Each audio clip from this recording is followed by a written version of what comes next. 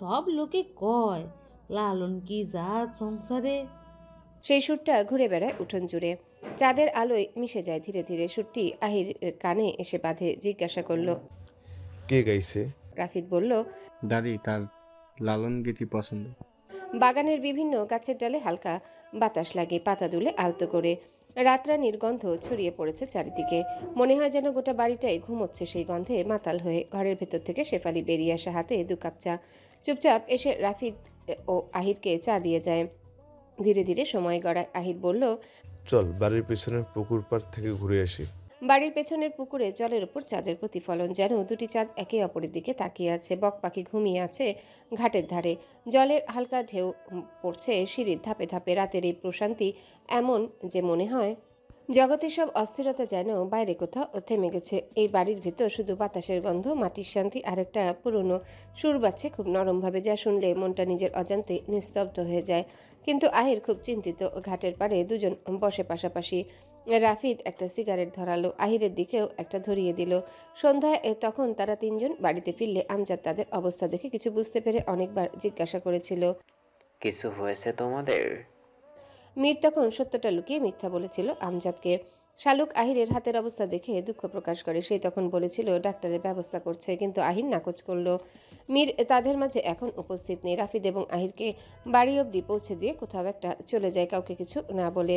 আহির সিগারেটের ধোঁয়া ছেড়ে বলল। মীর কোথায় গেছে? হয়তো দিঘির পাড়ে। কেন?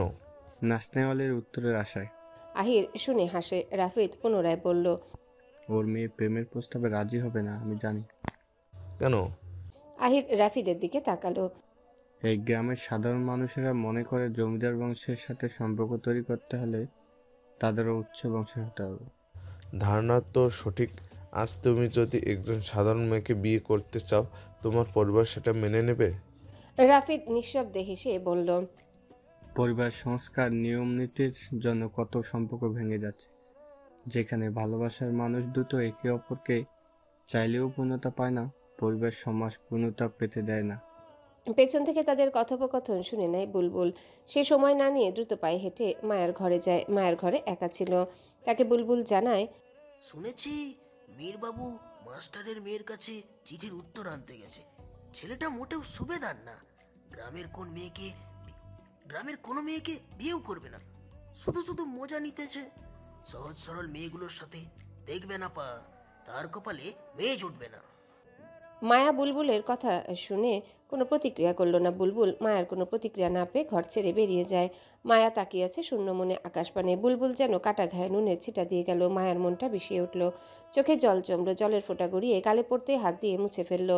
তখন হঠাৎ হাউ শব্দে মায়া লাফিয়ে উঠে তাকিয়ে দেখল মীর। আপনি এত রাতে এখানে? দেখতে আসলাম তোমার জ্বর কমলো কিনা, দেখি তো জ্বর কমেছে কিনা।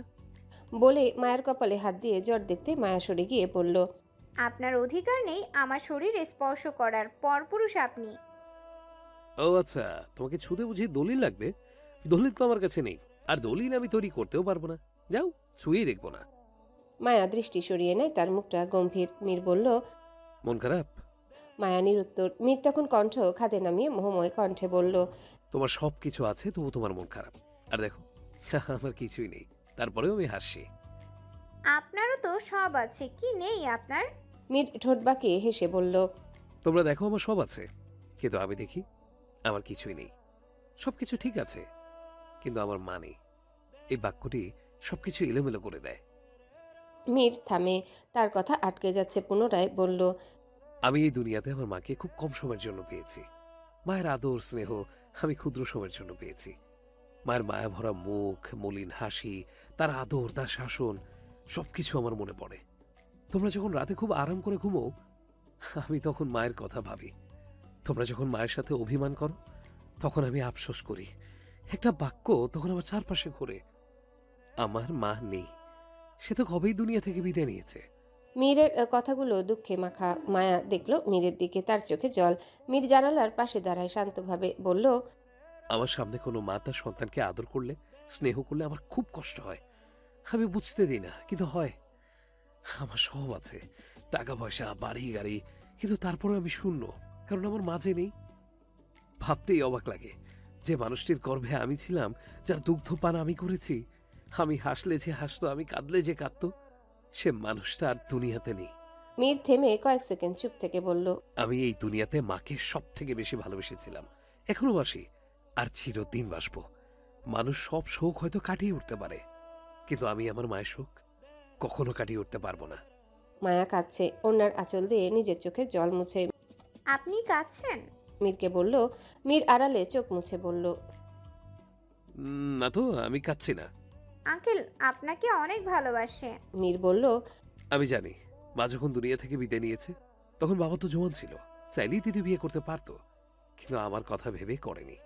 তাছাড়া বাবা মাকে প্রচন্ড ভালোবাসতো, বাবা এখনো মাকে ভুলতে পারেনি। আপনার ছোট মাও কিন্তু আপনাকে অনেক ভালোবাসে। মীর গভীর নিঃশ্বাস ফেলে বলল, আমার মা নেই দেখে ছোট্ট মা আমার সামনে কখনো তোমাদের আদর করে না, আমি কষ্ট পাবো ভেবে। মা থাকার গভীর ব্যথার ঔষধ সমস্ত দুনিয়া খুঁজলেও পাওয়া যাবে না। কত সন্তান মাকে অযত্নে ফেলে দেয়। ওরা হয়তো জানে না মা হারানোর যন্ত্রণা, ওরা জানে না মায়ের সাথে জড়িয়ে আছে জান্নাত। কিভাবে আপনার মা মারা গিয়েছিল? কিভাবে মারা গিয়েছিল বলে কি হবে, আল্লাহর ফয়সালা ছিল, আল্লাহ আমায় একা করে দিয়েছেন। আপনার পাঞ্জাবিতে মাটি কেন? মীর মাটির দিকে তাকিয়ে বলল। মায়ের কবরের কাছে গিয়েছিলাম, হঠাৎ তার কথা খুব মনে পড়ছিল। মায়া কিছু বলল না। মীর হাতের ঘড়ির দিকে তাকিয়ে বলল, রাত বাড়ছে, আমি ঘরে যাই, তুমি বিশ্রাম নাও। বলেই মীর চলে যায়। আহির তার ঘরের বারান্দায় ইজি চেয়ারে বসে আছে। দৃষ্টি তার ডান হাতের দিকে, ক্ষত জায়গাটি সাদা কাপড় দিয়ে বাঁধা, নিশ্চয়ই এটি গৌরীর ওড়নার খণ্ড। আহির হাসে। তার হাসি দেখে রাফিদ বলে, তুই কাটা হাত দেখে হাসছিস? অদ্ভুত, মানুষ কাতরায় আর তুই বোধহয় খুশি হয়েছিস। মানুষ কাতরায়, প্রেমিক না। বলল আহির। এর মানে? রাফিদ সিগারেট ধরালো।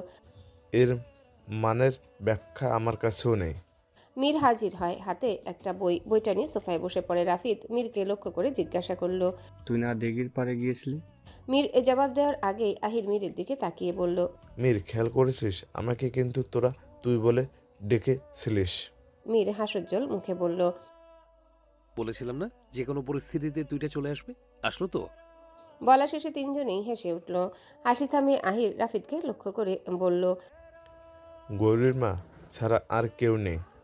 রাফিদ সিগারেটটা ঘুরিয়ে ঘুরিয়ে দেখতে দেখতে বলল, কখন আসলি? ওর বাবা ছিল, শুনেছি কিছু বছর আগে আত্মহত্যা করেছে। কথাটা মীরের কানে গেল। গৌরীর বাবা আত্মহত্যা করেছে, তবে শেফালি কেন বলেছে? একদিন রাতে ঘর থেকে কেউ ডেকে নিয়ে তাকে মেরে ফেলেছে। মিথ্যা কেন বললো? মীরকে চিন্তিত দেখে রাফিদ বলল, তোর কি আছে, কি ভাবছিস? তেমন কিছু না, তুই জিজ্ঞেস করলি না কখন এলাম, মিনিট 40 হয়।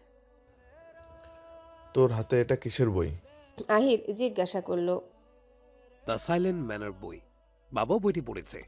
এখানে আসার পর শুনলাম মায়াও পড়েছে। বইটা পড়লে নাকি চিন্তায় ধরবে, ঘোর থেকে যাবে, তাই ভাবছি পড়ে দেখি। দে দেখি বইটা। আহির চাইল, মীর দিল। The silent manor. বইটির লেখকের নাম সুফিয়ান হায়দার। বইটাতে সময়কাল লেখা আছে, অনেক আগের। আমি এটা ফাঁকে ফাঁকে পড়ব, কাজের জন্য হয়তো সময় পাবো না, তাই। বইটা পুনরায় এগিয়ে দিল মীরের দিকে। মীর বলল, আজ পড়তে ইচ্ছে করছে না, ভালো লাগছে না কিছু, পরে পড়বো। আমি আছি, বাবার সাথে কিছু কাজ আছে, তোর আড্ডা দে।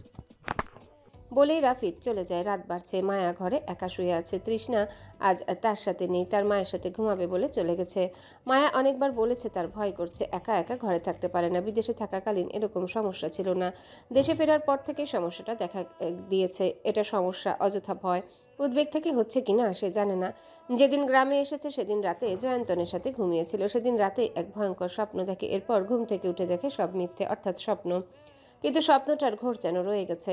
মায়া একবার ঘড়ির দিকে দেখলো, সময় এখন রাত 12টা ছুঁই ছুঁই। ঘুম পাচ্ছে তার, ভয়ও পাচ্ছে, ভয়ের জন্য ঘুমাতেও পারছে না। তখনই ঘড়িতে টুং করে শব্দ করে। 12টা বেজে গেছে। মায়া ভৌতিক গল্পের বইতে পড়েছে রাত 12টার পরেই ভূতেরা আসে, এটাই ওদের নির্দিষ্ট সময়। এমন সময় ঘরের আলো নিভে যায়। মায়া বিস্ময়কর হয়ে উঠল। বাল্ব নিভে গেছে, শুধু কিছু মোমবাতি জ্বলছে। এক ধরনের পিতলের হাড়ির ভেতর মোমবাতি জ্বালিয়ে রাখা, সোনালি আলো দিচ্ছে বেশ। জানালা ভেদ করে এসে পড়েছে চাঁদের আলো। মায়া শোয়া থেকে উঠে বসে। চারিপাশ খুবই নিস্তব্ধ, এমন মনে হচ্ছে এখনই কেউ হানা আনবে তার উপর। সে ভয়ে দোয়া পড়তে শুরু করে। পড়ে বুকে ফু দিল, কিন্তু ভয় কমলো না। কিভাবে কমবে? মুহূর্তে বাথরুম থেকে জল পড়ার তীব্র শব্দ ভেসে আসছে। মায়ের বুকের ভেতর চিনচিন ব্যথা শুরু করলো, তার সাথে ধকধক শব্দ। চিৎকার করতে ইচ্ছা করছে কিন্তু গলা থেকে শব্দ বেরোচ্ছে না। সে বিছানা থেকে নামলো, চাদরটা পেঁচিয়ে নেয়, এরপর বাথরুমের দিকে হেঁটে গেল। স্পষ্ট শোনা যাচ্ছে জল পড়ছে, কিন্তু নিজে থেকে জল কিভাবে পড়বে? স্বপ্ন সত্যি হয়ে গেল না তো? বাথরুমের কাছে পৌঁছে দরজা খুলে ভেতরে গেল। আপনা আপনি জল পড়ছে। মায়া জলের কলটি বন্ধ করে দেয়, এরপর বাইরে চলে আসে। বাইরে এসে মায়ার ভয়টা আরো বেড়ে যায়। সে যখন বিছানা থেকে নামলো তখন কম্বলটা বিছানায় ছিল, কিন্তু এখন ফ্লোরে পড়ে আছে। মায়া অস্ফুট আতঙ্কে জড়সড় হয়ে গেল। কম্বলটি কাপা হাতে ভয়ে ভয়ে তুলছে। ঠিক তখনই মায়ার মনে হলো খাটের নিচে কেউ উবু হয়ে শুয়ে তার দিকে তাকিয়ে আছে। মায়া ঘেমে গেল, প্রচণ্ড ঘেমে গেল। তার বুকের ধুকধুক শব্দটা খাটের নিচ অব্দি যেন চলে গেছে, কিন্তু অচেনা শুয়ে থাকা ব্যক্তিটি চলে যাচ্ছে না। মায়া ঘুরে তাকালো। খাটের নিচে ভয়ঙ্কর এক বিকৃত আকৃতির রূপ নিয়ে একটা মেয়ে মায়ার দিকে তাকিয়ে আছে। মায়া তীর্যক কণ্ঠ চিৎকার দিয়ে দরজা খুলে বাইরে যেতে চাইলো। এমন সময় রাফিদের সাথে ধাক্কা লাগলো তার। মায়াকে বিচলিত দেখে রাফিদ জড়িয়ে ধরলো তাকে। মায়া ফোপাচ্ছে। রাফিদ বারে বারে জিজ্ঞাসা করলো, কি হয়েছে? ভয় পেয়ে আসিস কেন? ঘরে কে? নাকি স্বপ্ন দেখছিস? বল আমায়। একসাথে অনেকগুলো প্রশ্ন করলো রাফিদ। মায়া নিজেকে কোনো মতে সামলে বলল, ভাইয়া খাটের নিচে কেউ আছে? কি বলছিস? সত্যি? আমি সত্যি বলছি, এখনো ও খাটের নিচেই আছে। চল ভেতরে দেখছি। রাফিদ ঘরে প্রবেশ করে, এরপর খাটের নিচে উকি মেরে উৎকণ্ঠিত দৃষ্টিতে তাকিয়ে রইল। মায়া বুঝতে পারল আহত মেয়েটিকে দেখেছে। রাফিদ ভয় পাচ্ছে। ভাই তুই ওকে দেখেছিস? সরে আয়, আঘাত করবে। তুই ঠিকই বলেছিস মায়া, খাটের নিচে একে। তুই ওকে আগে থেকে চিনিস? আমি ওকে কিভাবে চিনবো? ভূতটি একদম তোর মতো দেখতে। কি বলছিস? সত্যি বলছি। তার মানে ও আমার রূপ ধারণ করেছে? একদম তাই। তোর যা রূপ খুব সহজেই ও নকল করে নিয়েছে। ভাই মায়া ভয়ের চোখে রেগে গেল। রাফিদ বসা থেকে উঠে আওয়াজ করে হেসে উঠল। মায়া দেখলো এতক্ষণ তার ভাই তার সাথে মজা করেছে। নিশ্চিত হলো। রাফিদ হাসি থামিয়ে নিল, এরপর ঘরের আলো জ্বালালো। একটা বাল্ব কেটে গেছে যেটা জ্বলছিল। রাফিদ আরেকটা ধরালো, এরপর চেয়ারে বসে জ্যাকেটের পকেট থেকে সিগারেট বের করলো। সিগারেট ধরিয়ে বলল, তুই আর শান্তি দিলি না। আমি তো সারা দিনেও তোকে বিরক্ত করি না, আর এখন বলছিস শান্তি দিচ্ছি না? আমার কথা বলিনি, ভূতের কথা বলেছি। মানে ভূত তোর জন্য একটু রাতে শান্তি মতো থাকতে পারছে না। আমি সত্যিই ভূত দেখেছি। বাথরুমের জলটা পর্যন্তও ছেড়েছে। বালতি ভরে জল নিচে পড়ছিল। তো এতে ভয় পাওয়ার কি আছে? ভূত কি তোর মতো নোংরা যে গোসল করবে না? গোসল করতে গেছিল, ঘরের আলো নিভিয়ে দিয়েছিল। ওর নিশ্চয়ই লজ্জা লাগছিল। ভাই আমি মোটেই মিথ্যা বলছি না।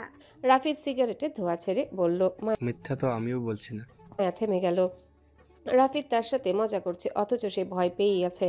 মায়া গাম্ভীর্য মুখ করে ফেলেছে দেখে রাফিদ বলল, পাগলের ডাক্তার দেখাতে হবে। কাকে? তোকে। কেন? পাগলকে তো পাগলের ডাক্তারই ভালো করতে পারবে, তাই না? আমি পাগল? মায়া হাঁ হয়ে গেল। তা না হলে কেউ ঘরের ভেতর ভূত দেখে? সত্যি বলছি। চোখে ঘুম ছিল তাই ভুল দেখেছিস। তাহলে জলের কল কে ছাড়লো? তুই দেশে আসার আগ পর্যন্ত ঘরটা বন্ধ ছিল। বাথরুমের কলে একটু সমস্যা ছিল, সারানো হয়নি, নেও ছিল না, তাই মাঝে মধ্যে একাই জল পড়ে। তাহলে বিছানা থেকে কম্বল কিভাবে পড়ে গেল? আমি তো ফেলিনি। হয়তো তুই যখন নিচে নেমেছিস তখন তোর গায়ে বেঁধে পড়ে গেছে, তুই দেখিসনি। মায়া নিজের মনের ভুল বলে ধরে নিল। রাফিদের ব্যাখ্যাগুলো যুক্তিসঙ্গত এবং সত্য। মায়া মনে মনে স্বীকার করে, কিন্তু ভেতর থেকে ভয় যায়নি।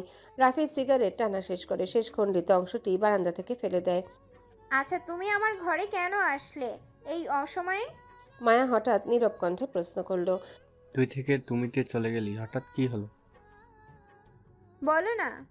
দেখতে আসছিলাম তোকে, জ্বর কমলো কিনা? কমেছে, তবে পুরোপুরি না, শরীরটা এখনো গরম। কই দেখি। রাফিদ কপালে হাত দিয়ে দেখলো আসলেই গরম। তুই শুয়ে পড়, ঘুমিয়ে পড়লে শরীরটা ভালো লাগবে। মায়া এখন শুয়ে পড়লে রাফিদ চলে যাবে। তারপর যদি ভূতটা আবার আসে। মাত্রই ভেবেছে ভূত টুত বলে কিছু হয় না, সব মনের ভুল। কিন্তু এখন আবার মনে হচ্ছে ভূত আছে। রাফিদ চলে গেলেই আসবে। রাফিদকে যেভাবে হোক মায়ার আটকাতে হবে। ভাই একটা কথা জিজ্ঞেস করব? আবার অনুমতি চাইছিস? তুমি কবে বিয়ে করবে? আমি তো বিয়ে করব না, আর এসব ফালতু কথা বাদ দে। নে শুয়ে পড়। রাফিদ মায়াকে শুইয়ে দিল, গায়ে কম্বল জড়িয়ে দিল। এরপর রাফিদ বিছানা থেকে উঠে যেতেই মায়া তার হাতটা ধপ করে ধরে ফেলল। রাফিদ থমকে দাঁড়িয়ে যায়। চোখের সামনে সেই ছোট্টবেলা দৃশ্যটি ভেসে ওঠে। কোথাও নির্জন পরিবেশে দুজন খেলছিল। তখন রাফিদ তার কাছে চলে আসতে চাইলে পেছন থেকে এভাবে হাতটা সেদিন ধরে বলেছিল, আমাকে একা রেখে যেও না ভাইয়া, আমায় একা রেখে যেও না ভাইয়া, ভয় করছে। মায়া বলল। রাফিদ পুনরায় বিছানায় বসে জুতা খুলে ফেলল। এরপর মোহময় কণ্ঠে বলল, এই জন্য হঠাৎ তুই থেকে তুমিতে চলে গেছিস? এত ভয় কিসের তোর? আমি আছি তো, আমি থাকতে তোর কখনো কিচ্ছু হবে না। বলেই রাফিদ মায়ার মাথায় হাত বুলিয়ে দিল। মায়া এতক্ষণ পরে নির্ভয়ে শুতে পারল। এখন শান্তিতে ঘুম হবে তার। মায়া রাফিদের ডান হাতের কনিষ্ঠা আঙ্গুলটি খুব শক্ত করে ধরে রেখেছে। রাফিদ তখন ফিসফিসিয়ে বলল, তোকে কাঁদতে দেখলে অন্তরটা পুড়ে যায়, আর তোকে হাসতে দেখলে দুনিয়াটাকেই সুন্দর মনে হয়। এরপর মায়ের কপালে চুমু দিল। অন্যদিকে রাত বাড়লেও ঘুম নেই গৌরী ও তার মায়ের চোখে। বাইরে শীতের বাতাস হু হু করে বইছে। কুয়াশা যেন মাটির বুক জুড়ে সাদা চাদর বিছিয়ে রেখেছে। বাতাসে মাটির গন্ধ আর ঠান্ডা, এমন যে নিঃশ্বাসও যেন কেটে যায়। মাঝপথে বিছানায় শুয়ে আছে রহিমা। চোখ আধা খোলা, ঠোঁট ফেটে গেছে শীতে। গায়ে পুরনো একটা চাদর জড়ানো, যেটা একসময় সাদা ছিল, এখন ধূসরাত ছেঁড়া। তার পাশে রাখা আছে একটা পুরনো লণ্ঠন। তার আলোয় ঘরটা যেন কাঁপে কাঁপে জ্বলে নিভে যায়। গৌরী চুলার সামনে বসে আছে, চুলগুলো এলোমেলো, গায়ে পাতলা একটা শাল, ঠান্ডায় ঠোঁট বেগুনি হয়ে গেছে। সে চুলার সামনে বসে আগুন ধরানোর চেষ্টা করছে, কিন্তু ভেজা কাঠে আগুন ধরছে না, শুধু ধোঁয়া উঠছে। সারাদিন জমিদার বাড়িতে কাজের জন্য ছিল। সন্ধ্যায় ফিরে সেলাই মেশিনে বসে কিছু কাপড় কাটছিল। একজন দুইটা 3 পিস আর একটা ফতুয়া বানাতে দিয়ে গেছে। রান্নার সুযোগ হয়নি। চুলার ধোঁয়ায় চোখ জ্বালা করে জল চলে আসে, কিন্তু সে পাপড়ি দিয়ে মুছে আবারও চেষ্টা করে। এই আগুন আমার মতো মা, যতই জ্বালাই জ্বলে না। গৌরী বলল। বিছানা থেকে নেমে রহিমা কাশতে কাশতে বলল। তুই আবার কাঁদতাছিস নাহি? গৌরী হাতের পিঠে চোখ মুছে। না মা, ভয়ে চোখে জল আসছে। ধোয়া না রে, তোর মনের কষ্ট বাইর হইতাছে। তুই আমারে লইয়া আর ভাবিস না। যদি হায়াত থাহে তবে বাঁচুম, নয় মরুম। গৌরী রহিমার পাশে এসে বসে, কপালে হাত রাখে। তার গরম আগুনের মতো গা জ্বলছে রহিমার। গৌরী তখন বলল, তোমার শরীর জোরে পড়ে যাচ্ছে মা, আমি তোমাকে ডক্টরের কাছে নেওয়ার চেষ্টা করবো আগামীকাল। টাহা কই রে? 3 দিন হলো ভাত সরাইনি ঠিক মতো। ডাক্তার কেমনে দেখাবি? গৌরীর চোখে অশ্রু চকচক করে ওঠে লণ্ঠনের আলোয়। গৌরী বলল, আমি কাকিমার কাছে যাই, দিনে তো আর সময় পাবো না, তাই কাছে কিছু ধার চাই। ঘরে যা আছে মিলিয়ে বিক্রি করে তোমাকে ডাক্তার দেখাবো। রহিমা কিছুটা রাগ করে বলল, না রে গৌরী, শীতের এই রাইতে কুয়াশার ভেতরে যাইস না। রাস্তা পিচ্ছিল, কেউ থাহেও না বাইরে এই সময়ে। আমি ঠিক আছি। গৌরী অবাধ্য কণ্ঠে বলল। এই তুমি ঠিক নেই মা, তুমি কি মরণ চাও? কথাটা বলেই গৌরী নিজে চমকে ওঠে। কথাটা মুখ থেকে বেরিয়ে গেছে, কিন্তু শব্দটা যেন ছুরি হয়ে বাতাসে কেটে যায়। রহিমা মৃদু হাসে। তুই এমন কথা কইস না রে গৌরী, মরার ভয় আমার নাই। আমি তো আগেই অর্ধেক মইরা গেছি। আমি চাই তুই একটু ভালো থাক। মরার আগে তোরে যদি একটা কিনারায় তুলে দিয়ে যাইতে পারতাম। রহিমার কণ্ঠে আক্ষেপ জড়ানো। গৌরী চুপ করে যায়, শুধু তার মায়ের হাতটা নিজের বুকের উপর রাখে। তুমি আমার কিনারা, তুমি না থাকলে আমি বাঁচবো না মা, তুমি থাকলেই আমি বাঁচি মা। তুমি ছাড়া আমার কিছুই নেই, আর আমার কিছু চাইও না। বাইরে হঠাৎ বাতাস জোরে বয়ে যায়। দরজাটা ঠাস করে বন্ধ হয়ে যায়। লণ্ঠনের আলো কাঁপে, ছায়া নড়ে দেয়ালে। দূরে কুকুরের ডাক ভেসে আসে, লম্বা করুন। রহিমা শোয়া থেকে উঠে বসে, চৌকি থেকে নিচে নামতে চাইলেও কিন্তু মাটি ঠান্ডা, তার জুতো জোড়া ছিঁড়ে গেছে। তোমার কিছু লাগবে? গৌরী জিজ্ঞাসা করল। তুই একটু গরম জল আইনা দে, গলাটা শুকাইয়া যাইতাছে। গৌরী চুলায় হাঁড়ি বসায়, কিন্তু আগুন ধরছে না। কাঠ ভিজে গেছে, ধোঁয়ায় পুরো ঘর ভরে যায়। গৌরী কাশতে কাশতে কপাল মুছে, তবু হাল ছাড়ে না। একটু আগুন ধরতেই সে হাঁড়িটা বসিয়ে দেয়। জল গরম হতে থাকে, আর সে তার মায়ের দিকে তাকিয়ে থাকে। রহিমা চোখ বন্ধ করে ফিসফিস করে বলে, গৌরী, মনে আছে তুই ছোট থাকতিস, তোরে পিঠা খাওয়াইতাম। এই সময়ে পিঠার গন্ধে পুরা বাড়ি ভরপুর থাকতো। গৌরী হেসে চোখ মুছে বলে, তুমি থাকলে আবার সেই পিঠার গন্ধ হবে মা। রহিমা চুপ রইল, শুধু কাশতে থাকে। জল ফুটে গেলে গৌরী একটু তার মায়ের জন্য গ্লাসে করে এনে দেয়, সাথে মুড়ি এনে তার মায়ের হাতে দিল। রহিমা কম্পিত গলায় বলল, তুই খাবি না? তোমার পরে খাবো মা। তুই সব সময় এমন কইস, তোর পেটেও তো আগুন জ্বলে। গৌরী মিথ্যা হাসার চেষ্টা করে বলল, আমার পেটে আগুনে ঠান্ডা, তোমার শরীরটা আগে নেভাতে হবে। রহিমা চোখ বন্ধ করে কণ্ঠ আরো নিচু হয়ে আসে। তুই যদি একদিন মানুষ হইতি আমি শান্তি পাইতাম রে। তোর সুবুদ্ধি আছে, মুখশ্রী ভালো, যদি একটু পড়াতে পারতাম। গৌরী বলল। আমি পড়বো না মা, পড়লে পেটে ভাত আসবে না। রহিমা দীর্ঘশ্বাস ফেলে। বাইরে শীতের হাওয়া ছাদের ফাঁক দিয়ে ঢুকে আসে, লণ্ঠনের শিখা কাঁপে, যেন ভয়ে নিভে যাবে। গৌরী উঠে দরজাটা আটকায়, তারপর আবারও তার মায়ের পাশে এসে বসে। রহিমা 3টা ওষুধ খেলো। এরপর গৌরী বিছানা থেকে সব সরিয়ে ফেললো, ফিরে এসে তার মায়ের পাশে বসে হাত ধরে বলল। তুমি একটু ঘুমাও মা, আমি আছি। রহিমা দুর্বল কণ্ঠে বলল। তুই যদি না থাহো আমি ঘুমাই কেমনে রে? আমি আছি তো মা, তোমাকে ছাড়বো না মা। রহিমা আর কিছু বলে না, শুধু নিঃশ্বাসে হালকা কাশি মিশে যায়। গৌরী তার মায়ের কপালে চুমু খায়, তারপর মাথা রেখে পাশে শয়। বাইরে তখন কুয়াশা ঘন হয়ে গেছে, দূরে গাছের মাথা পর্যন্ত দেখা যায় না। শীতের কামড়ে গৌরীর আঙ্গুল অবশ, তবু সে মায়ের হাত শক্ত করে ধরে আছে, যেন ছেড়ে দিলেই মাটি ফেটে তার ভিতর চলে যাবে। হঠাৎ লণ্ঠনের শিখা নিভে যায়, ঘরটা অন্ধকার, শুধু কুয়াশার মধ্যে বাতাসের গর্জন আর তার মায়ের নিঃশ্বাসের শব্দ। রহিমা ফিসফিসিয়ে বলল। মালকিন যদি বেতন দেয় তাইলে আমারে 1 জোড়া জুতা কিনা দিস, ঠান্ডায় মাটিতে পা রাখন যায় না। এনে দিব মা। কিছুক্ষণ পরে ঘরে নিস্তব্ধতা। গৌরীর চোখের জল গড়িয়ে পড়ে তার মায়ের আঁচলে। লণ্ঠনে নিভে যাওয়ার ঘরে গৌরীর কান্নার শব্দ মিশে যায় শীতের বাতাসে। পুরো আলিমনগর ঘুমিয়ে আছে এখন, কিন্তু একটা মাটির ঘরে একটা মেয়ে জেগে আছে। গৌরী একটু পরপর মা নিঃশ্বাস নিচ্ছে কিনা দেখছে। নিঃশ্বাস নিচ্ছে দেখে গৌরী স্বস্তি পায়, তার কপালে হাত রেখে জ্বর দেখলো, জ্বর কমেছে কিছুটা। গৌরী অশ্রুসিক্ত নয়নে ফিসফিস করে মাথা নিচু করে বলছিল। তুমি ঘুমাও মা, আমি তোমাকে ছাড়বো না কোনোদিন। ভোরবেলা পূর্ব আকাশের দিগন্ত রেখা তখন ম্লান নীল থেকে ধীরে ধীরে হালকা কমলায় রং নিচ্ছে। বাতাসে শিশিরের নরম গন্ধ, মাটির গন্ধে মিশে আছে এক অদ্ভুত প্রশান্তি। দূরে পাখিরা কিচিরমিচির করে নতুন দিনের আগমন ঘোষণা দিচ্ছে। চৌধুরী নিবাসনের দোতলায় ঘরে ঘুম ভাঙল মীরের। চোখ খুলতে জানালার ফাঁক দিয়ে আসা আলো পড়ল তার মুখে। হালকা হেসে মীর উঠে বসলো। মাথার কাছে রাখা ঘড়ির কাঁটা তখন 7টা ছুঁই ছুঁই। ঘরের ভিতরে হালকা ঠান্ডা বাতাসরা খেলছে পর্দায়। গা ঝাঁকে মীর উঠে দাঁড়ালো, মৃদু হাই তুলে জানালার বাইরে তাকালো। দূরের তালগাছগুলোর মাথা কুয়াশায় ঢেকে গেছে, পাখির ঝাঁক উড়ে যাচ্ছে পশ্চিম দিকে। তার মনে পড়ল গত রাতে মায়ার জ্বর কমেছিল কিনা দেখতে পারেনি। হঠাৎ যেন এক ধরনের চিন্তা কাজ করলো তার ভিতরে। নিঃশব্দে চাদরটা কাঁধে ফেলে দরজার কাছে গেল মীর, এরপর দাঁড়িয়ে পড়ল। ঘুরে একবার আহিরের হাতের দিকে দেখলো, রাতে দুজন একসাথে ছিল। এরপর চলে যায় মায়ার ঘরের দিকে। মায়া ঘরের দরজার সামনে এসে থামলো। ভেতর থেকে খুব হালকা শ্বাসের শব্দ আসছে। দরজার ফাঁক দিয়ে চোখ রাখতেই দেখলো জানালার আলো পড়েছে ঘরের এক কোণে। মায়া চুপচাপ ঘুমিয়ে আছে, পাশে রাফিদ আধ ঘুমে, হয়তো সারা রাত জেগেছিল বোনটার পাশে। মায়া রাফিদের আঙ্গুল ধরে রেখেছে যেভাবে ছোট বাচ্চারা ধরে রাখে। মীর এক মুহূর্তের জন্য চুপ করে তাকিয়ে রইল, তার মুখে একরাশ কোমলতা ভেসে উঠল। চুপিসারে নিজের মনে বলল। জ্বর কমে গেছে বোধহয়, ভাই যেহেতু বাসে, ভালোই। তারপর মৃদু হেসে দরজার ফাঁক আস্তে বন্ধ করে দিল, কোনো শব্দ না করে ঘুরে দাঁড়ালো।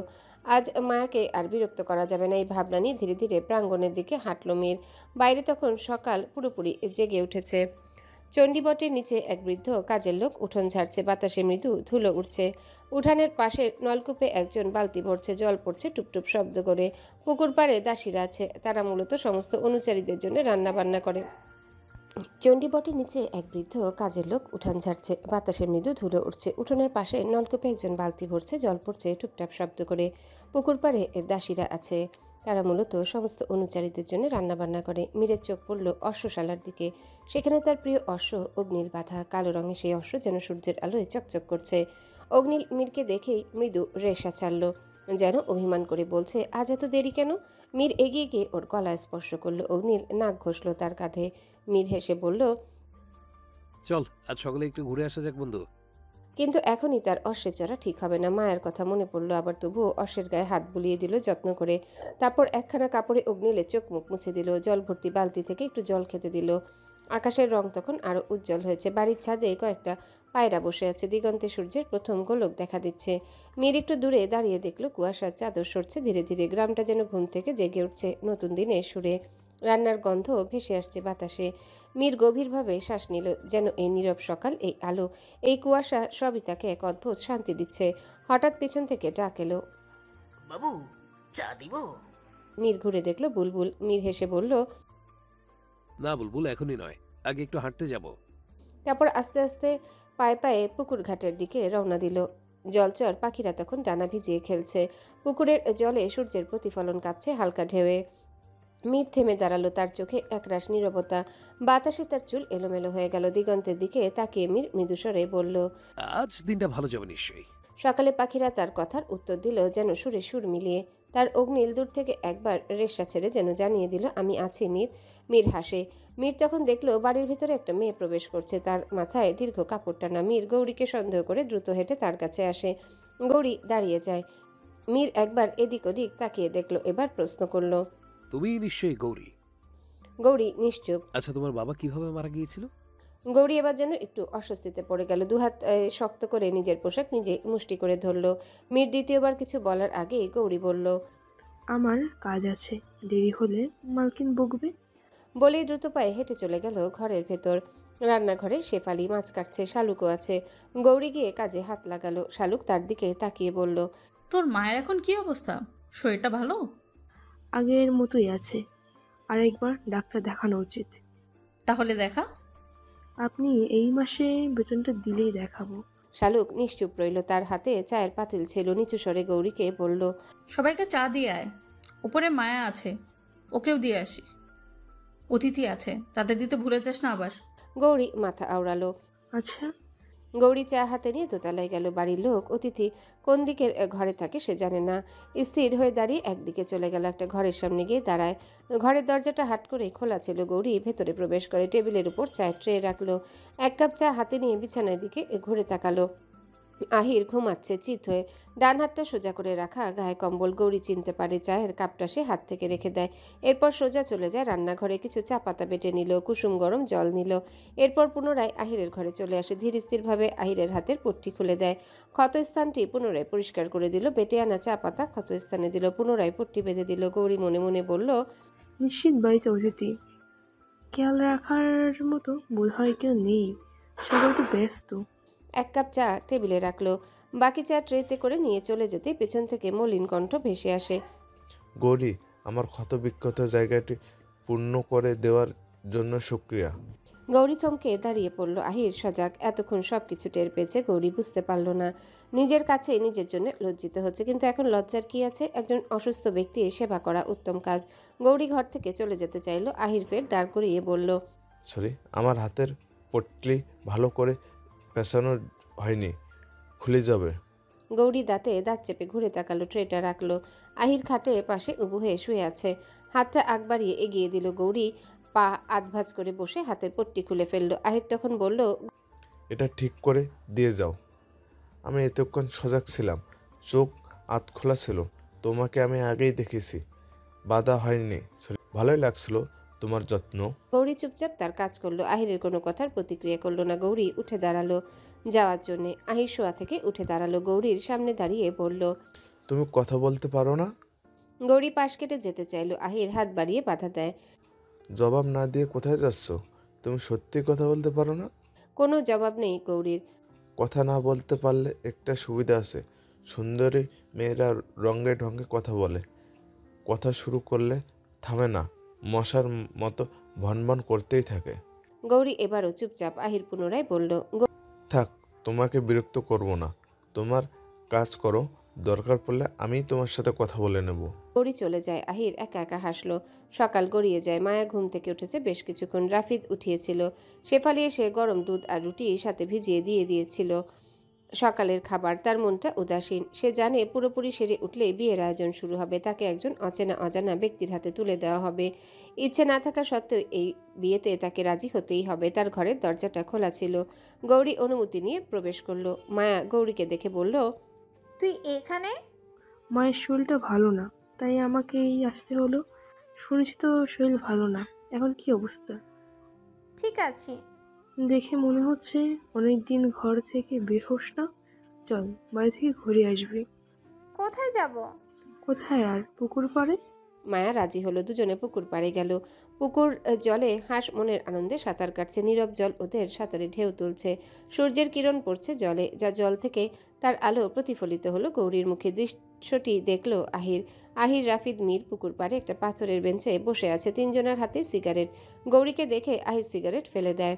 মায়া পুকুর ঘাটে শেষ সিঁড়িতে নামলো। গৌরী উপরে দাঁড়িয়ে রইল। আহির তখন মীরকে নিয়ে পুকুর ঘাটে উপস্থিত হয়। গৌরীকে শুনিয়ে শুনিয়ে সে এটা ওটা বলতে থাকলো, কিন্তু মীর সেসব না শুনে মায়ার দিকে দেখছে। তখন মায়া শরীরের অবস্থা জানার জন্য তার ঘরে যেতে চাইলে থমাস তার সামনে উপস্থিত হয়। মীরের সাথে কথা আছে বলে দূরে নিয়ে যায়। অতঃপর এখন দেখছে মায়াকে। হাস্যোজ্জ্বল মুক্তা, জ্বর নেই বলে ধরে নিল মীর। আহির এটা ওটা বলতে বলতে পেছনে সরতে থাকলো বেখেয়ালিভাবে। ঘাটের উপর থেকে নিচে সিঁড়ি বেয়ে গেছে। আহির আর একটু পেছনে গেলেই পড়ে যাবে। মীর মায়ার দিক থেকে দৃষ্টি সরিয়ে আহিরের দিকে নিতে সে পা পিছলে পড়ে যেতে গৌরী চেঁচিয়ে হাত এগিয়ে বলল। সামলে। মীর ধরে ফেলে আহিরের হাতটি। মায়া আতঙ্কিত হয়ে উঠল। রাফিদ দৌড়ে আসে। আহির স্তব্ধ হয়ে গেল। মীর বলল, এখনই পড়ে যেতিস, মন থাকে কই? চল এখান থেকে। তারা তিনজন চলে যায়। আজ শুক্রবার, জুম্মার দিন। জোহরের আজান এখনো পড়েনি। আজান দিতে দিতে এখনো 15 মিনিটের মতো বাকি। শুক্রবার বলে আহির আজ বাইরে বের হয়নি তদন্ত করার জন্যে। চৌধুরী বাড়ির ছাদে তারা আড্ডা দিচ্ছে। রাফিদ রেলিং ধরে প্রকৃতি দেখছে। আহিরের বেতে চেয়ারে বসা, তার সামনে মীর। মীর একটা সিগারেট ধরিয়ে বলল, জানিস রাফিদ, মোহিনী ওর সিদ্ধান্ত জানিয়েছে। সেও প্রেমে হাবুডুবু খাচ্ছে। ভাবতেই অবাক লাগছে। রাফিদ বলল, কি বলছিস? সত্যি বলছিস নাকি? আমি মিথ্যে বলবো কেন? ও চিঠিতে ওর উত্তর জানিয়েছে। চিঠিটা আমার কাছেই আছে, তুই দেখতে পারিস। আহির বলল, ভালোই হলো, প্রেমে সফল হও। বিয়েটা শীঘ্রই করে নে, আমি যাতে দেখে যেতে পারি। তাদের কথোপকথন শুনে নেয় মায়া। গৌরী আর সে ছাদে এসেছিল কাপড় শুকাতে দেওয়ার জন্যে। মায়ের ভেতরটা ভেঙে গেল। গৌরী মায়ের অভিব্যক্তি দেখে কিছু বুঝতে পারল। এরপর তাকে নিয়ে ছাদ থেকে চলে যায়। আহির, রাফিদ, মীর জুমার নামাজের জন্য গোসল শেষে তৈরি হয়ে নেয়। আহির কালো রঙের পাঞ্জাবি পরল। মীর এবং রাফিদ সাদা রঙের পাঞ্জাবি পরে নেয়। মীর তার ঘর থেকে বেরোতেই দেখলো ফ্লোরে কিছু একটা পড়ে আছে। একটা ভাঁজ করা পৃষ্ঠা। হাতে তুলে নিল পৃষ্ঠাটি। এটা সেই চিরকুট সেদিন উত্তরপাড়া থেকে আসার সময় এক অচেনা লোক দিয়েছিল। মীর চিরকুটটা ড্রয়ারে রেখে দিল। তখন মনে পড়ে চিরকুটে একটা চিত্র আঁকা ছিল, যেটা সেদিন বোঝা যায়নি অন্ধকারের জন্য। মীর ড্রয়ারটা খুলে চিরকুটটা দেখলো। চিত্রটি দেখলো একটা পুরনো প্রাসাদ। আশ্চর্যের বিষয় হলো প্রাসাদটা ঠিক উত্তরপাড়া সেই প্রাসাদটির মতন। মীর স্তম্ভিত হয়ে গেল। ঠিক তখনই মসজিদ থেকে আজানের সুর ভেসে আসে। জুমার নামাজ শেষে সবাই সরু পথ ধরে বাড়ি ফিরছে। রাফিদ, মীর ও আহির সবাই এক পোশাকে, পাঞ্জাবি। সকলের মাথায় সাদা টুপি, কিন্তু আহিরের মাথায় একটা রুমাল বাঁধা, সাদা রঙের রুমাল। আহিরকে এরকম সাজে দেখে মায়া তখন বলেছিল, আপনাকেও খুব সুদর্শন দেখাচ্ছে, একদম আমার রাফিদ ভাইয়ার মতো। আহির প্রতিক্রিয়া শুধু মায়ার মাথায় হাত রেখে বলেছিল, দুষ্টু মেয়ে একটা, তুমিও কিন্তু ভারী মিষ্টি, একদম আমার ছোট্ট বোনের মতো। মায়া হেসেছিল। মীর পথে আসতে আসতে বলল, আজ শুক্রবার, দোয়া কবুলের দিন। যাই, মায়ের কবরটি জিয়ারত করে আসি। রাফিদ এবং আহির তার রেস্টেনে বলল, আমরাও যাব। বলেই তিনজন জমিদারদের পারিবারিক কবরস্থানের দিকে হাঁটলো। কবরস্থানের ভেতরে জুতা খুলে তিনজনই ভেতরে প্রবেশ করে। মীরসহ সকলে কবর জিয়ারত করে। মীরের চোখ থেকে জল গড়িয়ে পড়ল। এটাই কি এ প্রকৃতির নিয়ম? মানুষ তার স্মৃতি রেখে দুনিয়া থেকে বিদায় নিয়ে চলে যাবে। কেন দুনিয়ার সময়টা আর একটু দীর্ঘ হয় না? প্রশ্নটা যেন মীরের মনে ঘুরপাক খাচ্ছিল। জিয়ারত শেষে তারা বাড়ির উদ্দেশ্যে রওনা হয়। পথের দুই ধারে ধান ক্ষেত, ধানের ঝিরিঝিরি শব্দ ভেসে আসছে। কিছু ধান বেঁকে হলদে ভাব হয়ে গেছে। কিছু পাখিরা দল বেঁধে উঠছে। পাড়ার ছেলেরা দৌড়ে দৌড়ে খেলা করছে। আহির এবং মীরের কাছে প্রতিটা দৃশ্যই যেন মনোমুগ্ধকর মনে হলো। মীর বলল, ইচ্ছে করছে সারাটা জীবন এখানেই থেকে যায়। রাফিদ মীরের রেস্ট টেনে বলল, তোকে এখানে থাকতে তো কেউ বারণ করেনি, থেকে যা। মীর হেসে জবাব দিল, ইদানিং মনে হচ্ছে সময়টা ঘনিয়ে এসেছে। আলিমনগর নয়, দুনিয়া থেকেই চলে যেতে পারি। বলেই মৃদু হাসে। কিন্তু রাফিদের কাছে বাক্যটি ভালো লাগেনি। আহির মীরের দিকে তাকিয়ে বলল, আমার বন্ধু, আমাদের বন্ধুত্ব এর পথ চলা সবে শুরু হয়েছে। একসাথে আমরা অনেক পথ চলবো, অনেক ইচ্ছা আছে, আর তুই এসব বলছিস? মীর বলল, তোদের দেখছি রসিকতা করেও কোনো কথা বলা যাবে না। কথা বলতে বলতে তারা বাড়িতে পৌঁছে যায়। আমজাদ চৌধুরী বেশ উদ্ভ্রান্ত হয়ে বসে আছে বৈঠকখানায়। তার সাথে থমাসন, রাফিদ ও আহির এসেও তাদের সাথে যোগদান দিল। আহির যেন একটু সময় পেল আমজাদকে কিছু জিজ্ঞাসাবাদ করার। আমজাদও কদিন ধরে মিলনের বিষয়টা নিয়ে চিন্তিত। আহির ও রাফিদ তাদের সাথে আলাপ আলোচনায় মশগুল হলো, কিন্তু মীর সেখান থেকে চলে যায়। সিঁড়ি বেয়ে দোতলার দিকে উঠতেই সামনে পড়ে মায়া। মায়া আজ শাড়ি পরেছে, আকাশি রঙের শাড়ি, সাথে চুলগুলো খোলা রেখেছে, কপালে ছোট্ট একটা টিপ, মুখশ্রী বেশ উজ্জ্বল দেখালো। মীর চোখ তুলে তাকালো মায়ার দিকে, দুজনে মুখোমুখি। মীর মলিন কণ্ঠের সাথে রসিকতা টেনে বলল, রূপসীর রূপ যে মাশাআল্লাহ, দেখলেই বলতে ইচ্ছে করে সুবহান আল্লাহ। মস্করা করছেন? আল্লাহ সৃষ্টি নিয়ে কেউ মস্করা করে? পাপ হয়। আপনি তো মেয়েদের মন নিয়ে রং তামাশা করেন, তাতে পাপ হয় না? মোটেই না। আমি কখনো একাধিক মেয়েদের মন নিয়ে খেলা করিনি। সত্যি কথা বলতে আমার জীবনে আমি 5 জন নারীর সাথে কথা বলেছি। মায়া শান্ত স্বরে বলল, হিসেব আছে দেখছি। বরাবরই আমি হিসেবে পাকা। তা 5 জন নারীর মধ্যে তারা কারা? মীর বলল। একজন আমার মা, একজন ছোট্ট মা, একজন দাদি, আর একজন তুমি। মায়া ভ্রু কুঞ্চিত করল। 4 জন হলো, 5 নম্বর কে? মীর বেশ উৎফুল্ল হলো। এরপর নিমিষেই আবার নীরব হয়ে বলল, আছে একজন, তবে তার নাম এখনই বলা যাবে না, সময় হলে ঠিক জানতে পারবে। মায়া মনে মনে নিশ্চিন্ত হলো।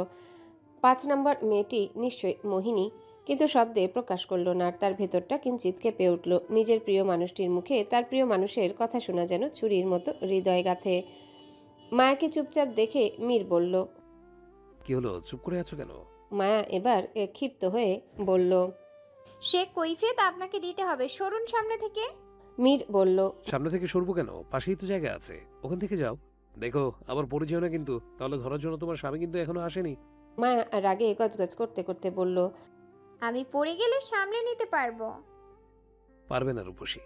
মীর কথা শেষে থামাতেই মায়া পাশ কেটে যেতে চাইল। তখনই পা পিছলে মায়া পড়ে যেতে মীর ধরে ফেলে। মায়া বিমোহিত হয়ে উঠল। মীর মায়াকে সোজা করে দাঁড় করিয়ে মোহময় কণ্ঠে বলল, বললাম না নিজেকে সামলে নিতে পারবে না। মায়া দৃষ্টি এলোমেলো করে বৈঠকখানার দিকে দেখল। সবাই যে যার মতো কথা বলছে, তাদের দিকে কেউ ঘুরেও তাকায়নি। মায়া ভেবেছিল সবাই হয়তো তাকে আর মীরকে বিব্রতকর অবস্থায় দেখেছে, কিন্তু কেউ দেখেনি। এটাও কি সম্ভব? কারো নজর এদিকে আসলো না, নাকি তারা দেখেও না দেখার ভান করছে? মায়ার মনে হলো তারা অদৃশ্য একটা দেয়ালের মাঝে, যেখানে তাকে কেউ বিব্রতকর অবস্থায় দেখে না, অথচ তার ধারণা সবাই দেখে। কিন্তু কোনো এক কারণে সবাই চুপ থাকে। এর কোনো ব্যাখ্যা সে পেল না।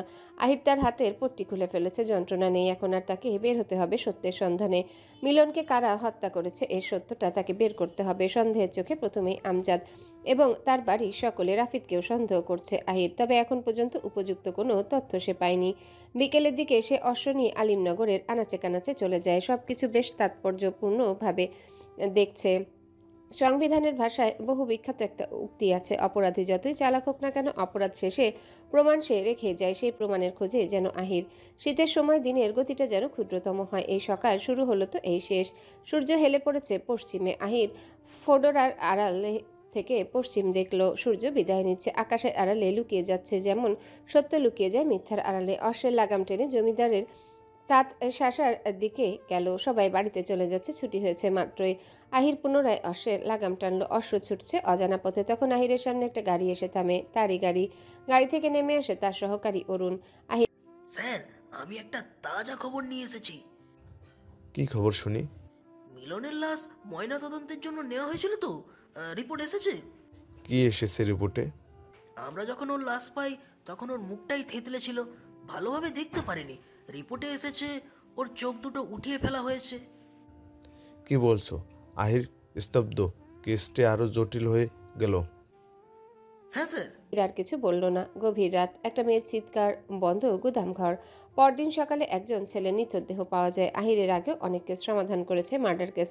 তবে মিলনের মার্ডারটি বেশ আশ্চর্যজনক। চোখ উঠিয়ে নেওয়া হয়েছে। অরুণ বলল, স্যার, মিলনের চোখ সাথেই ছিল।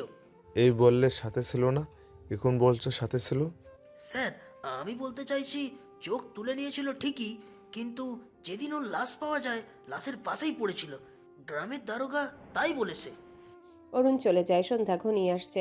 আহির একটা টং দোকানে বসে চা চাইলো দোকানির কাছে। ততক্ষণে সে একটা নোটবুক বের করলো, কিছু লিখলো, যেন হিসেব মেলাচ্ছে। আহিরের তখন মনে হলো তাকে কেউ অনুসরণ করছে। ঘুরে তাকালো চারিপাশে। হেলে পড়া সূর্যের দিকে ঘুরে একজন দাঁড়িয়ে আছে বেশ কিছুটা দূরে। তার দৃষ্টি আহিরের দিকে। বেশ মোটা তাজা একজন লোক, সাথে একটা অশ্ব। আহির বিস্ময়কর হয়ে গেল। নিশ্চয়ই ইনি সাধারণ কেউ নন। গ্রামের সাধারণ মানুষের কাছে অশ্ব থাকাটা অসম্ভব এবং নেই। তবে ইনিকে। আহির চায়ে চুমুক দিল, নোটবুক পকেটে রাখলো, চা অর্ধেক পান করলো, বাকিটা ফেলে দেয়। দোকানের পাওনা পরিশোধ করলো। এরপর সেখান থেকে বের হয়। অনুসরণ করা লোকটি তার অশ্বে চেপে বসলো, সাথে তিল ফলক। আহিরকে লক্ষ্য করে একটা তীর ছুঁড়ে তীরটা এসে মাটিতে বিদ্ধ হয়। আহির তীরটার কাছে গেল, তীরটার সাথে একটা চিরকুট। সে খুলে দেখলো তাতে লেখা, নিশিরপুর কবরস্থানে আসো, আমাকে অনুসরণ করে সোজা চলে আসো। লোকটির দিকে ঘুরে তাকালো, লোকটা গায়েব। আহির হকচকিয়ে গেল। এরপর সে তড়িঘড়ি করে অশ্বপৃষ্ঠে চেপে বসে। তার সামনের দিকে পথে যেতে থাকে। নিশ্চয়ই লোকটি এই পথে গেছে। অজানা পথ, চারিপাশে শুধু গাছপালা, বাড়িঘরও নেই, শুনশান। বেশ কিছু দূর যাওয়ার পর আহির থামলো। তার সামনে একটা কবরস্থান, নির্জন নিহারিকা জায়গাটা এতটাই নিস্তব্ধ যে নিজের হৃদয়ের ধুকধুক শব্দ নিজের কানে এসে বিচ্ছে। আহির চোখ তুলে তাকায়, চারিদিকে কোথাও লোকটির ছায়া নেই। সে অশ্ব থেকে নেমে হেঁটে সামনে গেল। চারিদিকে কবর, কবরগুলো লতায় পাতায় পেঁচিয়ে গেছে। সামনে যেতে আহিরের সামনে পড়ল সেই অচেনা লোকটি। মাথায় পাগড়ি, তবে মুখ খোলা, শ্যামবর্ণ এর গায়ের রং। বৃদ্ধা হবে লোকটি, তবে বয়স আন্দাজ করা গেল না। লোকটার হাতে একটা মশাল। আহির জিজ্ঞাসা করলো, আপনি কে, আর এখানে কেন আমাকে আসতে বলেছেন? লোকটি নিরুত্তর। আহির বিরক্ত স্বরে আবারও জিজ্ঞাসা করলো, কি হলো, জবাব দিচ্ছেন না কেন? লোকটি তখন গম্ভীর মুখে বলল, এসো আমার সাথে। বলে একটা কবরের দিকে গেল। দাঁড়ালো কবরটার নিকট। আহির বিমোহিত হয়ে বলল, কার কবর? রশিদ তালুকদারের। কি উনি, আর আমাকেই বা এসব বলছেন কেন? লোকটা বলল, এখানে রশিদ তালুকদারের কবর এবং ওনার বংশের অনেকেই এরই কবর। তো আমার প্রশ্ন হলো, তার কন্যা ফারদিনা কোথায়, তার হবু স্বামী কোথায়, তাদের খোঁজ আজও কেন পাওয়া যায়নি? আহির অবাক হলো। সেসব আমি কি করে জানবো? তুমি জানো না, তবে তোমাকে খুঁজে বের করতে হবে। আহির এবার বিরক্ত হলো। অদ্ভুত, এদের সম্পর্কে তো আমি কিছুই জানি না, খোঁজ কিভাবে করব? এদের সম্পর্কে জানতে হলে তোমাকে দ্য সাইলেন্ট ম্যানার বইটি পড়তে হবে। ওই বইটিতে সব আছে। দেরি করে না, যাও বইটা পড়ো আর এদের খুঁজে বের করো। আহির কয়েক সেকেন্ড চুপ থেকে বলল, বইটি তো অনেক আগের, তখনকার কেউ তো বেঁচে নেই। সেটা তো আমিও জানি না, কেউ বেঁচে নেই। বেঁচে না থাক, লাশ তো থাকবেই। আমার ওই লাশই চাই। আপনি তা দিয়ে কি করবেন? সমস্ত প্রশ্নের উত্তর আগামীকাল দেব। আগামীকাল লিখির পাড়ে তোমার জন্য অপেক্ষা করব। আর আজ রাতের মধ্যেই বইটা পড়ো। বলেই লোকটি আহিরের হাতে মশালটি ধরিয়ে দিয়ে চলে যায়। আহির ঘন্টা দুয়েকের পরে জমিদার বাড়িতে পৌঁছে যায়। ঠান্ডা জলে হাত মুখ ধুয়ে বারান্দায় বসে পড়ে। পাশেই একটা টেবিলের উপর দ্য সাইলেন্ট ম্যানার বইটি রাখা। আহিরের দৃষ্টি গেল সেদিকে। বইটা হাতে নিল। তার ঘরে দরজা খোলা ছিল। মীর ও রাফিদ উপস্থিত হলো তার ঘরে। তারাও চেয়ার টেনে বসে। মীর বলল, তুই বইটি পড়বি নাকি? আহির নিচু স্বরে বলল, পরে দেখি কি আছে এতে। শব্দ করে পড়, আমরাও শুনি। বলল রাফিদ। আহির বইটির প্রথম পাতা উল্টিয়ে দেখল। প্রথম পৃষ্ঠা ফাঁকা, উৎসর্গ বলতে কিছুই নেই। এরপর দ্বিতীয় পৃষ্ঠা উল্টালো। সেখান থেকেই লেখা শুরু। আহির পড়তে শুরু করলো। 1870 সাল। আকাশ এখনো পুরোপুরি জেগে ওঠেনি। কুয়াশার আস্ত চাদরে ঢাকা ছিল আলিমগঞ্জনগর গ্রামের দিগন্ত। পূর্ব দিকের গাছের ফাঁক দিয়ে সূর্যের আলো উঁকি দিচ্ছে। গ্রামের মানুষজন জেগে উঠেছে ধীরে ধীরে। কুয়াশার ভেতর দিয়ে দেখা যায় এক বিশাল জমিদার বাড়ি। এরশাদ তালুকদারের পূর্বপুরুষদের গড়া বাড়িটির দোতলায় বড় বারান্দা থেকে নিচে তাকিয়ে আছেন জমিদার রশিদ তালুকদার। মাথায় সাদা পাগড়ির, পরনে হালকা ক্রিম রঙের ধুতি পাঞ্জাবি, হাতে রূপার ছড়ি। বয়স এখনো 55, কিন্তু চেহারায় বয়সের ক্লান্তি নয়, বরং রাজকীয় গাম্ভীর্য। তার চোখে এক ধরনের হিসেবি দৃষ্টি, যেন প্রতিটি জিনিসের দাম জানেন, এমনকি মানুষেরও। উঠোনে বাস্তবতা তখন চরমে। দাসীরা গামছা হাতে জল টানছে, রাঁধুনি গরম দুধ বসাচ্ছে, আর এক পাশে গৃহ পরিচারক নাসির কাজের পরামর্শ নিচ্ছে। তালুকদারের 4 ছেলে। রাহেন তালুকদার বড় ছেলে, কঠিন স্বভাবের, বাবার মতোই গম্ভীর। তার কণ্ঠে আদেশ থাকে, কিন্তু সেই আদেশে যুক্তি থাকে না, থাকে কর্তৃত্ব। মেজ ছেলে আবির তালুকদার হিসেবি মন, কিন্তু মনটা নরম। জমির খাতা খতিয়ান হাতে নিয়ে বসে থাকে প্রায়। আদিব তালুকদার সেজ ছেলে, আগুনের মতো, নিজের কথা বলতে গিয়ে কখনো থামে না। গ্রামীণ মানুষের পাশে থাকতে চায়, বাবার চোখে যেটা বড় অপরাধ। সাইম তালুকদার ছোট ছেলে, সদ্য যৌবনে পা দিয়েছে, মিষ্টি হাসি, চঞ্চল স্বভাব। বড় ভাইদের ছায়া থেকেও নিজের দুনিয়া সাজাতে জানে। আর তাদের একমাত্র বোন ফারদিনা, এই বাড়ির রোশনাই। লালচে গোলাপি জামদানি পরে সে জানালার পাশে দাঁড়িয়ে আছে। গত সপ্তাহখানেক হয় 21 বছরে পা ফেলেছে। পূর্বের আলো পড়েছে তার মুখে, মনে হয় যেন সকালে সূর্যটা তারই জন্য ওঠে প্রতিদিন। এই সকালটা অন্য দিনের মতো নয়। বাড়ির ভেতরে একটা অস্থিরতা ঘুরছে। খবর এসেছে আজ রাজস্ব পরিদর্শক আসবে জমিদারের খাজনা দেখতে। গত বছর খরায় ফসল নষ্ট হয়েছে, অনেক গ্রামবাসী খাজনা দিতে পারেনি। এই নিয়ে তালুকদারের মন ভারী। তালুকদার নিচে নামে। রায়ান নিচে এসে বাবাকে সালাম করলো। রশিদ বললেন, আজ খবর নিও সবার কে কতটুকু বকেয়া রেখেছে। আবির মাথা নাড়ল, কিন্তু আদিব চুপ করে দাঁড়িয়ে রইল। কিছুক্ষণ পর নিচু গলায় বলল, আব্বা, গ্রামবাসীরা তো এবছর খুব কষ্টে আছে। অনেকের ঘরে চাল নেই। একটু সময় দিলে ক্ষতি হবে না। রাশিদ মুখ তুলে তাকালেন। তার দৃষ্টি যেন তলোয়ার। রাজত্বে দয়া দেখালে রাজ্য টেকে না আদিব। যারা খাজনা দিতে পারে না তারা জমি রাখবে কেন? আদিব আর কিছু বলল না। সে জানত বাবার সামনে কথা বাড়ানোর মানে অগ্নিতে ঘি ঢালা। তবুও ভেতরে ভেতরে কিছু একটা জ্বলে উঠছিল তার মধ্যে। সেই সময় ফারদিনা ধীরে ধীরে এসে দাঁড়ালো, চোখে কৌতূহল আর মায়া। সে বলল, আব্বা, ওরা তো মানুষ, খাজনা দিতে না পারলে একটু ক্ষমা করতে পারেন না? রশিদ মেয়েদের দিকে তাকালেন একটু কোমল চোখে, তারপর দীর্ঘ নিঃশ্বাস ফেললেন। জমিদারি শুধু রাজত্ব না, দায়িত্ব। রাজস্ব না দিলে আমার নিজেরই শাস্তি হবে। এই রাজনীতি তুই বুঝবি না। ফারদিনা চুপ করে গেল। তবুও তার চোখে একটা প্রশ্ন রয়ে গেল, মানুষের প্রতি দয়া কি তবে অপরাধ? উঠোনে সাইম ছোট ভাইদের সঙ্গে হাসতে হাসতে এলো। সাইম আদিবকে লক্ষ্য করে বলল, আদিব ভাই, তুমি আবার খাজনা নিয়ে ভাবছো? তুমি এসব না ভাবলে গ্রামের বিচারক হয়ে যেতে এতদিনে। সবাই হেসে উঠল, কিন্তু আদিবের মুখে হাসি ফুটল না। দূর থেকে সিংহা বাজল, দরবার বসার সংকেত। দাসরা ছুটে এসে মঞ্চ সাজাতে লাগলো। চেয়ার, টেবিল, পিঁড়ি আর আশেপাশে জল ভরা কলস। দরবার বসলো পুরনো আমগাছের তলায়। গ্রামের কয়েকজন বৃদ্ধা এসে দাঁড়ালো, হাতে টাকা পয়সা আর চালের বস্তা। তার মুখে ভয়, চোখে আসা। প্রথমে এলো বুড়ো মজিদ মিয়া, পা কাঁপছে, হাতে 2 মণ চাল। সাহেব, এইটুকু পারলাম আনতে, আর কিছু বাকি নাই ঘরে। রশিদ ছড়ি ঢুকে বললেন, চাল কম, নিয়ম চলতে হবে। তার যেন বরাবরই করা হিসাব। আদিব এগিয়ে এলো। আব্বা, মজিদ মিয়া একা থাকে। ওর পুত্র মারা গেছে গত বছর। বাকি চালটা মাফ করে দিন। সবাই চুপ। বাতাস ভারী হয়ে গেল। রশিদ কিছুক্ষণ তাকিয়ে রইলেন, তারপর বললেন, চাল কম, নিয়মে চলতে হবে। ঠিক আছে, ওর এই বছরের খাজনা অর্ধেক মাপ। মজিদ চোখে জল নিয়ে বলল, আল্লাহ আপনাকে সুখে রাখুক তালুকদার সাহেব। আদিবের মুখে হালকা হাসি। ফারদিনা বারান্দা থেকে দেখছিল দৃশ্যটা। তার চোখে এক অদ্ভুত তৃপ্তি। দরবার শেষে বিকেলের দিকে সূর্য ডুবে যাচ্ছিল। বাড়ির ছায়া লম্বা হচ্ছিল মাঠে। ফারদিনা বাগানে বসে ফুল তুলছিল, বাতাসে গন্ধ ছড়াচ্ছে। শিউলি ফুলের আদিব এসে পাশে দাঁড়ালো। তুই আবার ফুল তুলছিস? ফারদিনা মৃদু হাসলো। ফুলে মন ভালো হয়।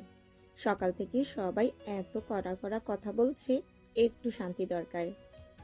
আদিব বলল, আমাদের এই বাড়িতে শান্তি নেই ফারদিনা, আছে শুধু হিসাব।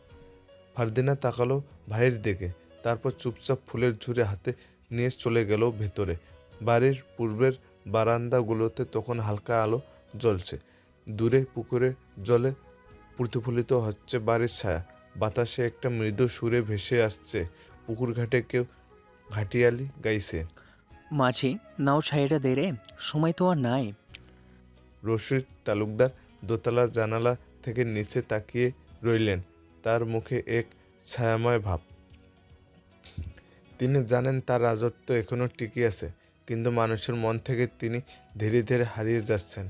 রাত নামছে, কুয়াশা নামছে বাড়ির ছাদে, আর সেই কুয়াশার ভিতর দিয়ে তালুকদার বাড়ির যেন এক রহস্য ঢাকা, যেখানে রাজত্ব আছে, আছে ক্ষমতা, কিন্তু ভালোবাসা যেন ধীরে ধীরে হারিয়ে যাচ্ছে কোথায় যেন। ফারদিনা আয়নার সামনে বসে সাজ করছে। সে আজ পরেছে হালকা গোলাপি রেশমের শাড়ি, পরে সূক্ষ্ম সোনালি বর্ডার, যা চাঁদের আলো কোমলভাবে ঝলমল করছে। কাঁধে লেগেছে হালকা সাদা চাদর, যার উপর সূক্ষ্ম ফুলের কাজ। চোখে পড়েছে হাতে সোনার ছোট করা কানের দুলো, ছোট কিন্তু মাধুর্যে ভরা। পায়ে হালকা নিলাম, আর চুল খোলা, প্রকৃতির বাতাসে নরমভাবে দুলছে। সেই পোশাকেই ফারদিনাকে মাঠের চাঁদের আলোয় আরও রহস্যময় ও সুন্দর দেখাচ্ছে। আলিমগঞ্জ নগরের রাতটা আজ রূপালি। চাঁদ যেন গাছের ডালে বসে মাঠ জুড়ে দুধে ভেজা আলো ঢালছে। দূরের নদী নিঃশব্দে, কেবল কোথাও কোথাও ব্যাঙের ডাক, আর তার মাঝখানে একটা অচেনা বাঁশির সুর। সেই সুরে এমন কিছু ছিল যা ফারদিনার বুকে গভীর নাড়া দিল। জমিদার বাড়ির জানালায় দাঁড়িয়ে সে অনেকক্ষণ শুনে রইল। মনে হচ্ছিল বাঁশিটা যেন কারো নাম ধরে বাজছে। তারই নাম। কে বাজাচ্ছে? কোথা থেকে আসছে এই সুর? তার মনে অনেক প্রশ্ন জমল। সে জানে না, শুধু জানে এই সুর তাকে ডাকছে। চোখে এক চমক নিয়ে ফারদিনা আলতো করে দরজা খুলল। বাড়ির পিছনের দরজাটা চাঁদের আলোয় পা টিপে টিপে নামলো সিঁড়ি বয়ে। বাতাসে বেলি ফুলের গন্ধ, পাখিরা ঘুমিয়ে আছে, আকাশে আবার ঢল। বাড়ির চৌহদ্দি পেরিয়ে মাঠে এলো সে। দূরে দেখা গেল এক যুবক শিমুল গাছের নিচে বসে আছে, হাতে বাঁশি, মাথায় পাগড়ি। মুখে আলো পড়ছে না, শুধু চাঁদের আলোয় ভেসে উঠছে এক রহস্যময় ছায়া। ফারদিনা গিয়ে থেমে গেল। হৃদস্পন যেন বাঁশির সুরের সাথে তাল মেলাচ্ছে। সে আসতে বলল, কে তুমি? বাঁশিওয়ালা তখনও কিছু বলল না, শুধু বাঁশি ঠোঁটে তুলে আরেক দফা সুর তুলল।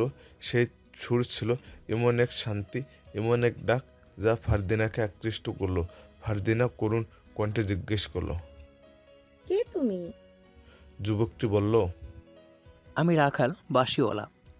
ফারদিন দ্বিধা নিয়ে আরও একটু এগিয়ে এলো। তার সারা শরীর তখন চাঁদের আলোর শীতল স্পর্শ। রাখাল নামটা যেন তার কাছে পরিচিত নয়, অথচ তার বাঁশির সুর বড় আপন। রাখাল? ফারদিনার কণ্ঠে কিছুটা বিস্ময়।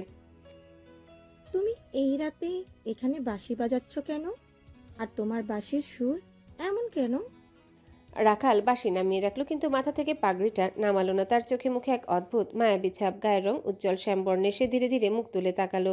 ফারদিনার মনে হলো এই চোখ সে আগেও কোথাও দেখেছে, যেখানে গভীর নদীর মতো নীরবতা আর বিশাল আকাশের মতো অপার শান্তি ছিল। বাঁশির সুর কেন এমন তা আমি বলতে পারবো না। সুফিয়ান শান্ত স্বরে বলল, তবে মন যখন কথা বলতে চায় সে শব্দ করে না, সুর ঘোষে। আমার মন হয়তো আজ আপনাকে ডাকছিল। ফারদিনা চমকে গেল। তুমি আমাকে চিনলে কি করে? তুমি তো আমার নাম জানো না। রাখাল মৃদু হাসলো, হাসিটা চাঁদের আলো চেয়েও কোমল। আপনার নামের প্রয়োজন হয়নি। যে মেয়ে বাবার কঠোর নিয়মের মাঝে দাঁড়িয়ে গ্রামের অসহায়দের জন্য দয়া করতে চায়, তার চোখ আর হাঁটার ধারণ আলাদা হয় এবং দেখলেই বোঝা যায়। তাছাড়া এই জমিদার বংশের একমাত্র সাহসী কন্যা আপনি। আর কেউ এত রাতে সাহস করে চোরডিহি বেরোবে না। ফারদিনার মুখে এবার লজ্জার আর কৌতূহলের এক মিশ্রণ। সে চারিপাশে একবার দেখে নিল। বাড়ির দিকটা এখনো ঘুমন্ত, কেবল কিছু ঝিঝি পোকার ডাক শোনা যাচ্ছে। তুমি এখানে কতদিন ধরে আসছো? আসা যাওয়া অনেক দিনের, তবে সাহস করে আজই প্রথম শিমুল গাছের কাছে এসেছি। আমি এই আলিমনগরেরই ছেলে। সবাই আমাকে রাখাল বলে ডাকে। আপনার ভাই আদিব তালুকদারের সাথে আমার মাঝে মাঝে কথা হয়, তার কাছ থেকেই আপনার গল্প শুনেছি। রাখাল বলল, মানুষের প্রতি আপনার মমতা আর এই কঠিন হিসাবের বাইরে একটা নরম মন আছে আপনার, এবং তাও। আদিবের নাম শুনে ফারদিনা খানিকটা স্বস্তি পেল। আদিবকে এসে বিশ্বাস করে। আদিব ভাই? তুমি তার বন্ধু? বন্ধু নই, তবে তার আদর্শকে আমি সম্মান করি। আদিব সাহেব সত্যি মানুষের বিচারক হতে পারেন। সুফিয়ান দীর্ঘশ্বাস ফেলল। তুমি কি করো? ফারদিনা জিজ্ঞাসা করলো। আমি এই গ্রামেরই একজন সাধারণ কৃষক পরিবারের ছেলে। আমিও একজন রাখাল। ফারদিনা বিষণ্ণ হয়ে বলল, তাহলে তুমি এখানে এলে কেন? যদি কেউ দেখে ফেলে তাহলে? রাখাল জানে সে কি বলতে চাইছে। কেউ দেখবে না, আমি শুধু আপনাকে একটি কথা বলার জন্য এসেছি। সুফিয়ানের কণ্ঠস্বর হঠাৎ গম্ভীর হয়ে উঠল। আপনারা হয়তো জমিদার বাড়ির ভিতরে সুরক্ষিত, কিন্তু বাইরে এই গ্রামের মানুষের রাত কাটে চরম আতঙ্কে। গত বছরের বকেয়া খাজনা নিতে তালুকদার সাহেব কঠোরতা আরও বেরিয়েছে। মানুষ জমি হারানোর ভয়ে কাঁপছে। জমিদার মিনার অর্ধেক মাপা হলো, সবার ভাগ্য তো জুটবে না। দিনা বিষণ্ণ হয়ে বলল, আমি সকালে আব্বাকে বলেছিলাম, কিন্তু তিনি শোনেননি। তিনি বলেন এটা রাজত্বের রাজনীতি। রাজনীতি নয় রাজকুমারী, এটা নিয়ম ভাঙার অনিয়মিততা। সুফিয়ান দৃঢ় কণ্ঠে বলল, যেখানে মানুষের পেটে চাল নেই সেখানে নিয়মের দোহাই দেওয়া চলে না। আমাদের একমাত্র ভরসা এখন আপনার ভাই আদিব সাহেব। তিনি হয়তো এই নিয়মের চালটা একটু হলেও অলজ্ঞা করতে পারবেন। ফারদিনা বুঝতে পারল এই বাঁশির সুর শুধু প্রেম বা শান্তি নিয়ে আসেনি। এই সুর এক বিদ্রোহের নীরব আহ্বান। যেন রাজকন্যা আরেক প্রজার মধ্যে এখন এক অদৃশ্য সেতু তৈরি হয়েছে, যে সেতুর ভিত্তি হলো দয়া আর ন্যায়। ফারদিনা মাথা নিচু করে ভাবল, তার এই রাতের দুঃসাহসিক যাত্রা শুধু এক অচেনা যুবকের সাথে দেখা করা নয়, এটা তার অন্তরের মানবিকতার প্রশ্নের মুখোমুখি হওয়া। আমি বুঝতে পারছি, ফারদিনা ফিসফিস করে বলল, কিন্তু আমি কি করতে পারি? আমার ক্ষমতা খুবই সীমিত। রাখাল তার হাতে থাকা বাঁশিটা আলতো করে ছুঁয়ে দিল। আপনি পারেন রাজকুমারী। আপনার সমতি ক্ষমতা আমাদের কাছে আকাশের চাঁদের আলোর মতো। আপনার কণ্ঠস্বর স্নেহ হয়ে যখন আদিব সাহেবের কানে পৌঁছয় তখন তার সাহস যোগায়। আমি এই কথা বলার জন্য এসেছিলাম। শুধু চেয়েছিলাম এই বাড়ির কর্তাদের মধ্যে থেকে কেউ একজন একবার গ্রামের নীরব কষ্টটা দেখুক। কথাগুলো বলে রাখাল হঠাৎ উঠে দাঁড়ালো। সে আর এক মুহূর্ত নষ্ট করতে চাইল না, যেন তার আসার উদ্দেশ্য পূর্ণ হয়েছে। আমাকে এবার যেতে হবে, আর কখনো এই রাতে আসবো না। রাজকুমারী, এটা আপনার জন্য নিরাপদ নয়। দাঁড়াও। দিনা দ্রুত বলল, আমি আমি তোমার বাঁশির সুর শুনতে চাই। আর একবার সুর তোলো আমার জন্য।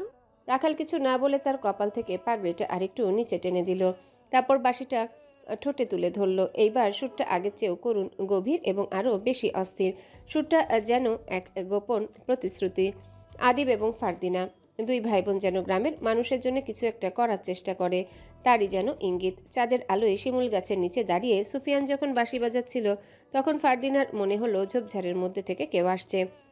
ফারদিনা ভাবতে না ভাবতে আড়াল থেকে বিদ্যুতের মতো ছিটকে এলো কালো পোশাক পরা মুখোশধারী একদল শত্রু।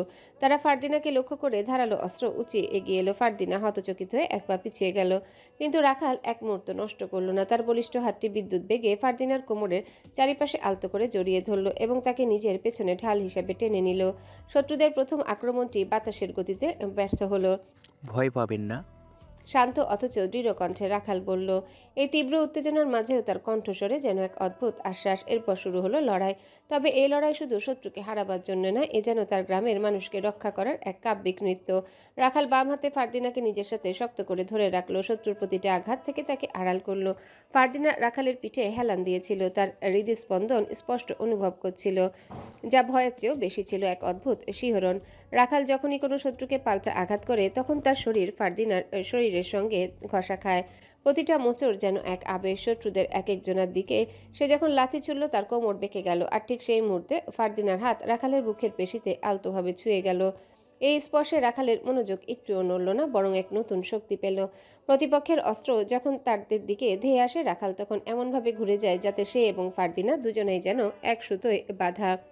সে ফারদিনাকে ধরে কখনো শূন্যে লাফিয়ে ওঠে, আবার কখনো বা মাটিতে নিচু হয়ে যায়। এটি যেন মৃত্যু ভয়কে জয় করা দুই মানুষের এক নিবিড় আলিঙ্গন। একসময় শত্রুদল পিছু হটে গেল। রাখালের অপ্রতিরোধ প্রতিরোধ তাদের মনোবল ভেঙে দিয়েছিল।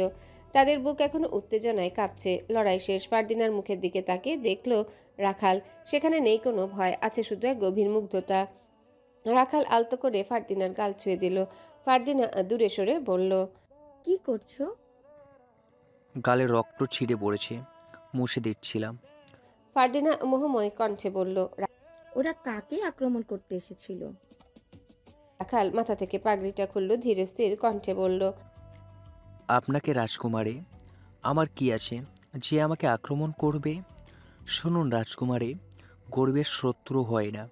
ফারদিনা দেখলো রাখালকে তার লড়াই করা দেখে সে আরো মুগ্ধ হলো তার প্রতি। বাবরি চুল, তার চুলটা খোলা, পাগড়িটা পুনরায় বেঁধে নিল। আমি চলি রাজকুমারী। ফারদিনা বলল, আমাকে রাজকুমারী রাজকুমারী বলো না, ফারদিনা ডাকতে পারো। সে অধিকার আমার নেই। আজ থেকে আমি তোমাকে অধিকার দিলাম। আমার অনুরোধ, আমাকে নাম ধরে ডাকবে।